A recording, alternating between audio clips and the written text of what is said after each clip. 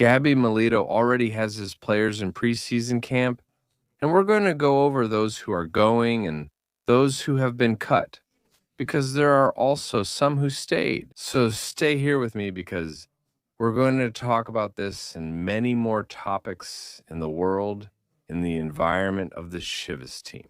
I'm Jesus Bernal, and I thank all of you for your attention. Thank you very much for being here with me to talk about the latest regarding the sacred flock. Remember, you can still take advantage of the promotion to see the Super Chivas with these 2 Chivabonos during the regular season. All you have to do is go to my Instagram, and there you'll find out how you can get it. So without further ado, let's start this video with the latest news about the Chivas.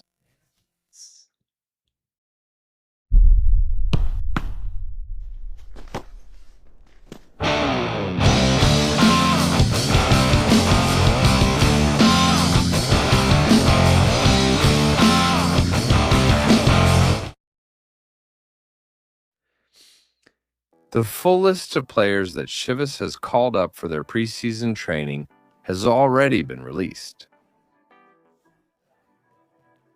Gabby Melito gave several surprises. There are also players who were left out, and the Guadalajara coach is very clear about who he is going to work with.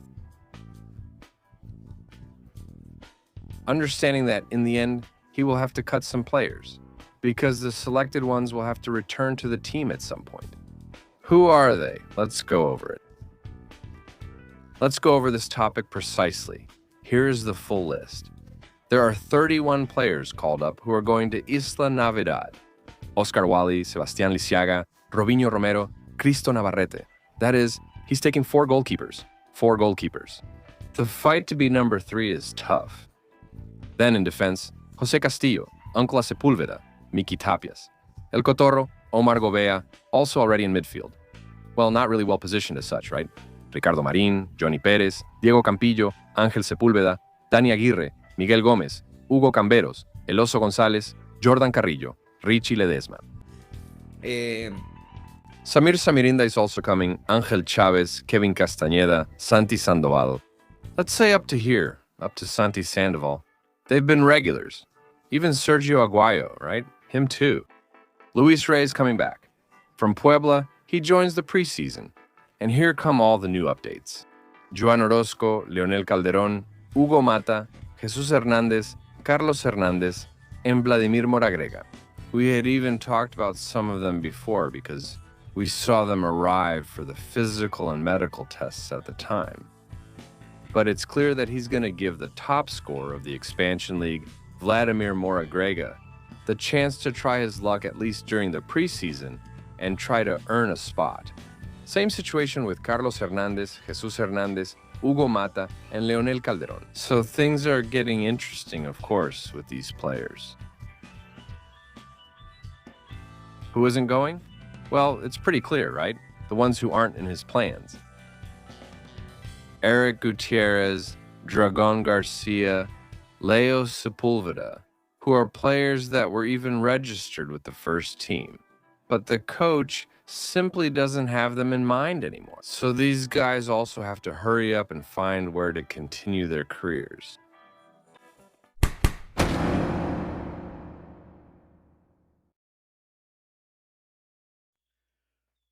A question I got asked a lot yesterday at the stadium. There were people who came up to greet us, and they asked me a lot about what's going on, if there are going to be more signings. What I can tell you is that Chivas has already gotten and brought in what was their priority. Jordan Carrillo, Kevin Castaneda, that's it. I mean, Guadalajara already brought them in. Ow. Now they're not closed off. They can look for a player like Johnny Perez. A market opportunity arose, so they brought him in. But those are no longer really the club's priorities. Or in case, knock on wood, there's a serious injury or someone leaves for Europe, then they might go out and look again. But the team already has its priorities. They brought them in before preseason started. So, I mean, I don't want to tell you that the market is already closed, because that's not the case. Chivas is no longer in a hurry, and feels no urgency to pursue anyone else. That's where things stand. There's no longer any urgency to find anyone else.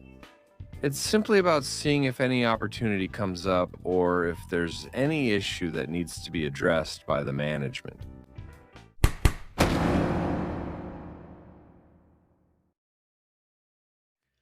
How is the whole preseason for the Chivas team organized? How have you decided to proceed for the next few days? Well, the club itself published what the team will be doing in the next 2 weeks, right? What's coming up for Guadalajara in the next 2 weeks? And I'll show it to you here so you can find out. On Guadalajara's website, you can find the schedule. Yesterday, they went to Barra Navidad, or to Isla Navidad. Starting today, the training runs from June 19th to 27th. They're going to be putting them through some tough workouts. They rest on the 28th, Sunday the 28th, and from the 29th until July 2nd, that is. All that week from Monday to Thursday, they train at Verde Valle. On the 3rd, they go to Marte R. Gomez in Ciudad Victoria, Tamaulipas, and play their preseason match against Correcaminos. So that's the itinerary that the Guadalajara team has for now.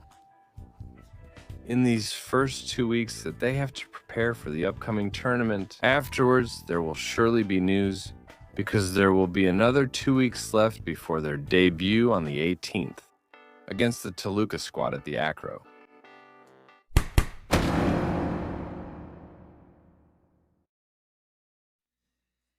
The performance of Arangel and Luis Romo did not go unnoticed by the president of Mexico, Claudia Sheinbaum, who today took advantage of the morning press conference, took advantage of the space where she gives her messages every day, to congratulate and react to these players for what they did just yesterday, right?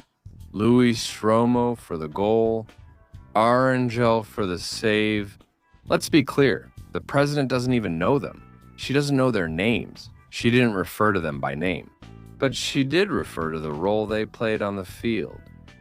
Let's listen now to Claudia Sheinbaum Pardo, who recognized the performance of the two Chivas players. Pure happiness. Congratulations to the national team for the way they played. Please have a seat. For the game, the goalkeeper's save, and for the happiness they bring to the people of Mexico. Many, many congratulations. We have a short video of yesterday's celebration in some cities around the country.